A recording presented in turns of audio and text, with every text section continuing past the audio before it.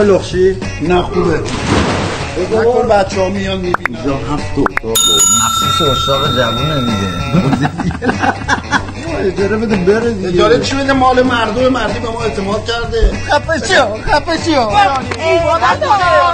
پاک منزه ظاهر و سلام.